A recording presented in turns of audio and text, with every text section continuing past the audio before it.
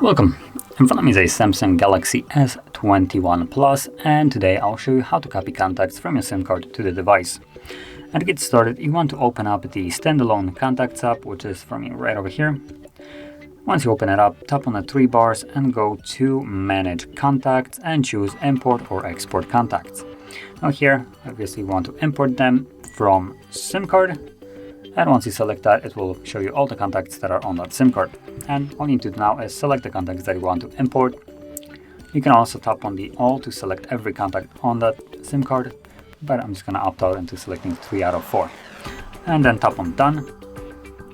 It will ask you where you want to import them to. So right now it only gives me an option of phone, but if I were logged in, for instance, into a Google account, that Google account would be visible as a second option right here.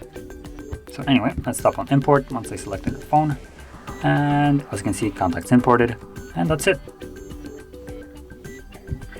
There we go. And as you can see, there they are. So if you found this video helpful, don't forget to hit like, subscribe, and thanks for watching.